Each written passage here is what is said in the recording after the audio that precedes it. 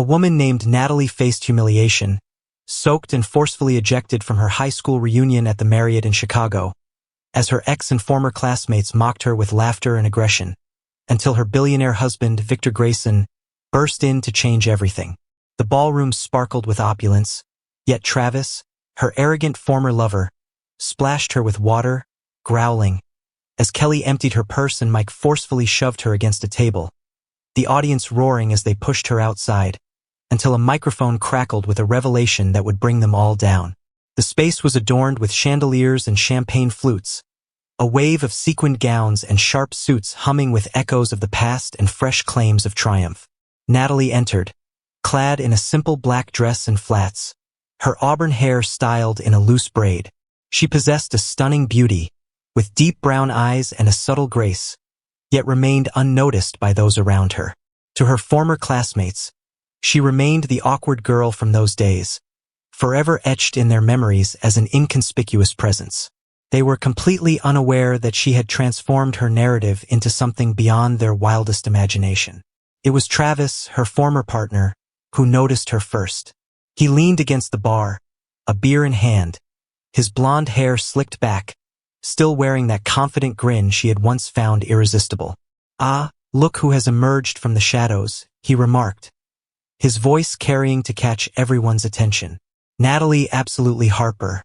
"Still not helpful, I see." She stood still, her smile wavering, yet she held her tongue. "Hey, Travis," she murmured gently, aiming to maintain a sense of decorum. He let out a laugh, a grating noise that attracted onlookers. "What's up with that dress?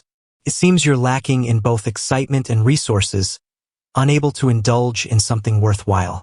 It seems that certain aspects remain constant."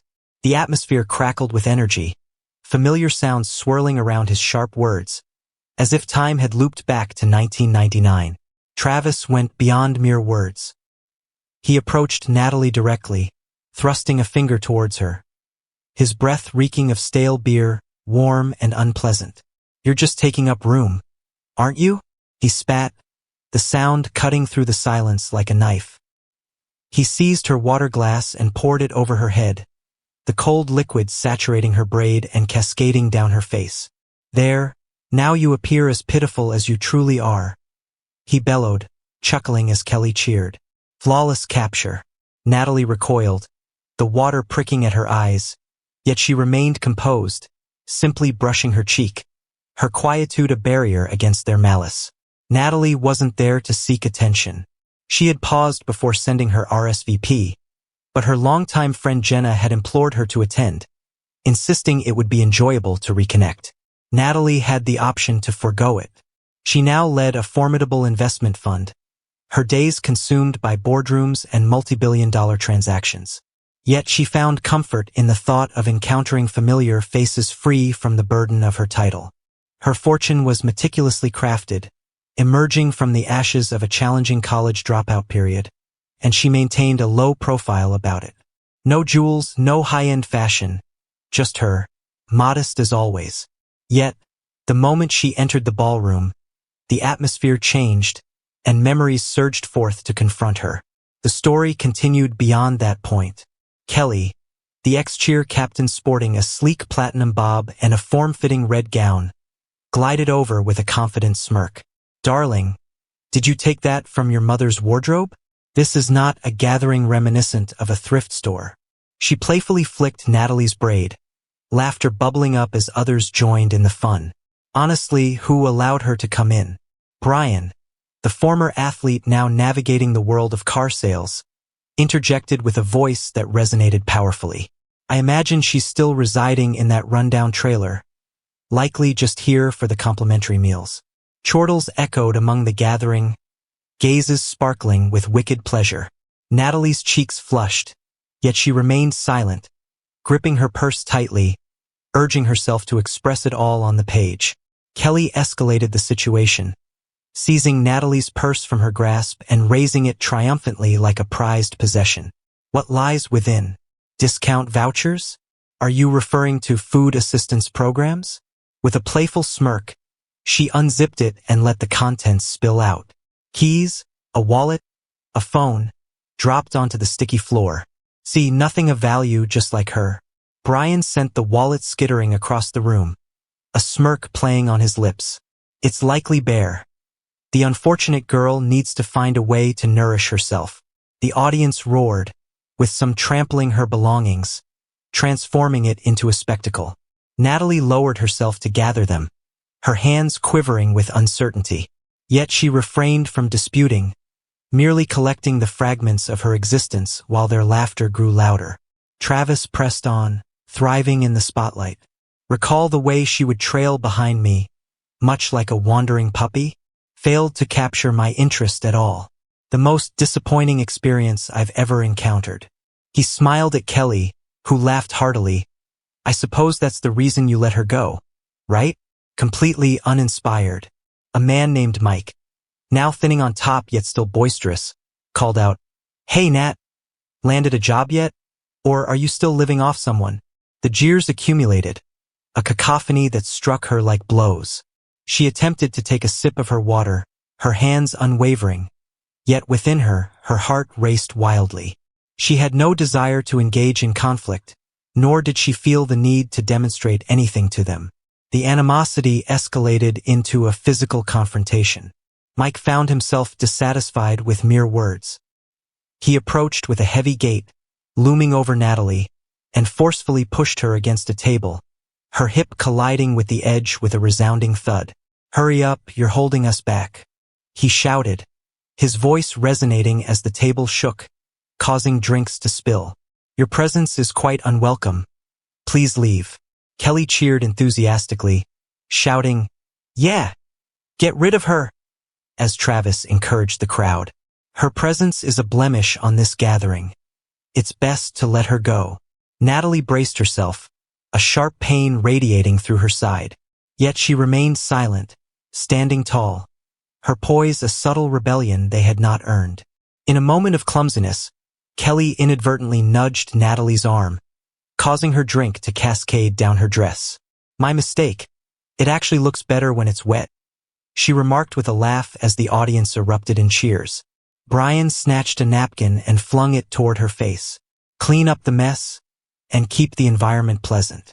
Travis moved in, his presence looming above her. "It's time to leave, Nat. This isn't the place for you anymore." He gestured to the group, gathering their attention. "All right, everyone. It's time to escort her out." They cheered and shouted, a group converging. Natalie's voice quivered as she attempted to articulate her thoughts. "If that's your desire, I'll take my leave." Kelly propelled her toward the exit. Good riddance. They didn't merely nudge her out, they turned it into a spectacle. As they pulled her toward the exit, Brian snatched a handful of cocktail napkins and hurled them at her, one landing on her face with a damp smack. "Get yourself together, you worthless piece of trash," he shouted, as Travis grabbed her braid, pulling it with such force that it made her gasp. "Out you go, loser. Don't come back crying," he sneered, pushing her through the doors while Mike kicked at her flats, almost causing her to stumble. The crowd erupted in chants of farewell, their phones capturing every moment, flashes illuminating the scene like vultures hovering over a fresh carcass. Natalie made her way into the hall, a sharp sensation prickling at her scalp, yet she pressed onward without a glance back. Stood in silence, inhaling deeply as their taunts reverberated around me. Mike seized her arm, pulling her away from the dance floor, as Travis shouted, "See ya, loser." The throng split, with some capturing the moment on their devices while others raised their voices in a rhythmic chant, urging, "Out, out." She stumbled into the hallway, the double doors slamming shut behind her. Natalie lingered, her dress clinging with moisture, braid unraveling, the sound of their laughter resonating in her mind. Frustration and pain churned within her, yet she remained steadfast. She loathed being the focus, despised how they had transformed a night of cherished memories into a spectacle of humiliation. This was no longer concerning her. It revolved around their desire to elevate themselves by diminishing another. With a steady hand, she retrieved her phone and sent a message to Victor. "Hey, the reunion didn't go well. They asked me to leave." He responded immediately, asking, "What? Where are you?" She replied, "Are you outside the Marriott?" "It's okay, just a bit unpolished." His next message was all caps. "What did they do?" "I am on my way." Natalie let out a sigh, a brief moment of relief piercing through the ache. She wished to avoid a spectacle, yet Victor was an unstoppable force. As soon as he realized she had been harmed, nothing could hold him back. Within the confines of the room, the celebration continued, unaware of anything beyond its vibrant atmosphere. Travis raised his glass to Kelly, proudly recounting his latest sales triumph, as Brian and Mike reminisced about their past adventures. The MC, an upbeat woman named Lisa, grabbed the mic, her voice slicing through the noise. "Attention, everyone. It's time for an important announcement. A heartfelt thank you goes out to the main sponsor who made this reunion a reality. Her presence is the reason we gather here this evening." The atmosphere grew still, filled with intrigue. Lisa smiled brightly. "Let's give a warm welcome to Natalie Harper, the esteemed chairwoman of Horizon Capital." A sharp intake of breath echoed among the onlookers, their gazes darting about, eager to find her. Travis sputtered on his beer. His smile vanished. "Excuse me, could you clarify that?" "Natalie?" Kelly's glass slipped, sending a cascade of red wine onto her gown. "Absolutely not, that's impossible." Brian's jaw fell open, the napkin slipping from his grasp and landing on the floor. "Is she the lively one?" Lisa pressed on, unaware of the astonishment around her. Indeed, Natalie's generosity covered every aspect, from the venue to the food and drinks. Everything was taken care of. She has become an icon, leading one of the largest investment firms in the nation. "Let's bring her up here." The doors creaked open, revealing her in a damp dress, stepping back in with a serene elegance that hushed the crowd. Then arrived Victor. He entered confidently, standing tall at 6'2", with dark hair slicked back, dressed in a charcoal suit that exuded authority. The atmosphere changed, all gazes fixed upon him. Victor Grayson stood as a billionaire CEO, leading Grayson Enterprises, a formidable tech giant that reigned supreme in the market. He transformed it from a humble garage startup into a renowned global brand. His charisma and unyielding ambition have solidified his status as a legend in Chicago and far beyond. He encircled Natalie with his arm, his voice soft yet filled with warmth. "Are you all right, darling?" She nodded, gentle and unwavering. "Absolutely, I'm doing well." He pressed his lips to her forehead, then faced the crowd, his eyes cold and piercing. "Who is Travis?" Victor inquired, his voice edged with a piercing intensity. Travis advanced, unsteady. "That's who I am." "Hello there." Victor interrupted him. "You referred to my wife as ineffective, claim she lacks financial resources, is unexciting in intimate moments, and doesn't have a sense of style." Travis turned pale, his words faltering. "It was merely a jest. I did not." Victor's laughter held a chilling edge. "Quite the character, aren't you? Let's find out just how amusing it will be when I put you underground." He swiftly retrieved his phone, fingers flying over the screen as he dialed. "Hey Sarah, it's Victor. Travis Coleman has developed an app, Grayson. Eliminate it, exclude him from every division, every partner firm, finished." Kelly attempted to retreat quietly, but Victor caught sight of her. "Your red dress, the wine spill, did you really mock her as well?" She stood still, her voice barely a whisper. He dismissed her with a wave, redialing once more. "Mark, it's Kelly Sanders here, the realtor, correct? Obtain her license using our connections. She has completed her task." Brian and Mike diminished, yet Victor had more in store. "How about you, napkin enthusiast and chatterbox? Any job applications out there? Wishing you all the best, but my connections are no longer available to you."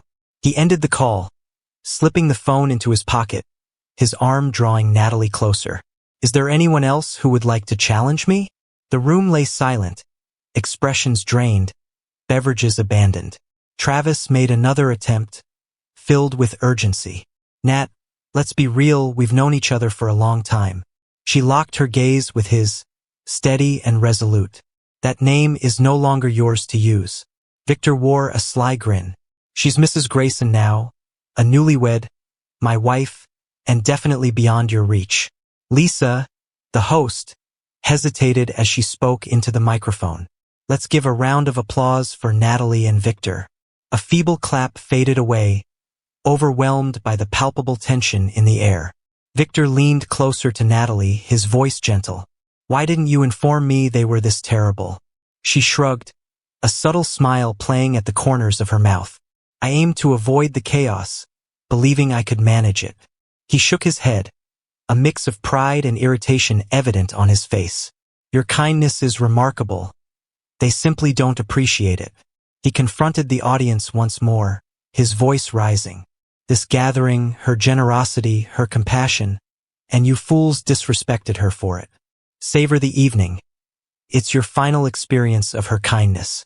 Travis's phone vibrated with a sudden buzz. He examined it, his expression twisting in dismay. My app has been rejected and is no longer eligible. What on earth, my friend? Victor smirked, exuding an air of mystery and allure. That's the first step. Step 2 means you won't be working in this city again. Victor had more to say. As the evening drew to a close, he found Brian and Mike by the bar, effectively cornering them. His presence loomed, a formidable force of intimidation. You pushed my wife and hurled things at her. Do you really believe this is just a game? He snarled, punching in the numbers on his phone. Sarah, please include Brian Decker and Mike Russo on the blacklist. Every field I engage with, they're toxic. Destroy them. Brian stumbled over his words, saying, Come on, man. It was just a joke. However, Victor interrupted him. The tables have turned on you now. Your dealership is no more. Consulting concluded. Mike's expression twisted, his phone vibrating with a sudden text interruption mid-sentence. The audience stood in hushed awe, witnessing the collapse of their realities. Victor's fury, an executioner's blade they couldn't escape. Kelly's hands trembled as she navigated her own screen. A message from her broker. The license is currently under evaluation. Apologies, Kel. Brian and Mike murmured anxiously, their bravado crumbling into nothingness. Their laughter had once echoed, but now they fixed their gaze on Natalie, her wet dress a symbol of resilience, her quietness a force they could never comprehend. She remained humble, no need for boasting. Natalie grasped Victor's hand, allowing him to guide her toward the stage. Lisa passed her the microphone, a flutter of nerves evident in the air. Do you have any thoughts to share? Natalie took a moment, then articulated her thoughts with clarity. I came to reconnect with old friends, not to resolve conflicts. Yet you've turned it into this. Relish the moments that remain. I've reached the end of my journey here. She descended, Victor beside her, and they exited, departing the ballroom into a hushed astonishment. Later that night, as the reunion dwindled, Travis sought out Natalie in the lobby, his confident smile giving way to a damp, urgent expression. Nat, I had no idea you were so well off. I really want that position at Grayson. I find myself overwhelmed by financial burdens. He pleaded, his voice trembling. Kelly entered, gripping her soiled gown tightly. We apologize, all right? Don't allow him to destroy what we have. Natalie regarded them, her wet dress clinging to her form, and shook her head, composed as a statue. You deemed me worthless, ridiculed my existence for amusement. No matter how much you plead, I won't come to your rescue. Victor stood ominously behind her, a smirk playing on his lips. You heard her, leave now. They crept away, defeated, their cries mere whispers lost to the breeze. By Monday, the repercussions were severe. Travis's search for employment hit a standstill. Every company he reached out to had his name marked. Victor's grasp tightening around his throat. Kelly's license had been taken away, leaving her real estate career in ruins. Clients abandoning her without a second thought. Brian was released from his dealership with concerns about reputation at the forefront while Mike's consulting agreements disappeared without warning. Kelly made one final attempt the following day, catching Natalie off guard outside her office, tears flowing, her gown replaced with comfortable sweats. I'm truly sorry, Nat. I'll do whatever it takes. I'll beg. I'll leave real estate, anything you need. Please, don't let him ruin me, she cried, clutching Natalie's arm tightly. Natalie broke away, her tone composed and definitive. You knocked over my drink, ruined my belongings, and mocked me. It's over, and I can't overlook that. She turned and left, leaving Kelly huddled on the sidewalk, her cries swallowed by the cacophony of the city. Victor's network had already dismantled her career. No responses received, no agreements remaining, merely an emptiness where her existence once thrived. The reunion's Facebook page surged with activity, images removed, and apologies shared. Yet, Natalie remained silent. She was fully engaged in managing Horizon, her fund flourishing, while Victor took every measure to ensure her adversaries met their downfall. She vanished from their lives, never to be seen again. Natalie and Victor lounged in their penthouse that weekend, she in comfortable sweats, he pouring wine, the city skyline stretching out before them. He remarked that you were truly admirable for enduring their behavior. Her laughter was gentle and genuine. Perhaps, but you're my mischief, I appreciate the support. He gently tapped her glass, his gaze filled with warmth. Always, Nat, always. The ones who had brought her low were no longer present. Their realms crumbled, all due to their inability to recognize the sovereign cloaked in the unadorned black gown. If this story resonated with you, please consider liking, sharing, commenting, and subscribing for more content.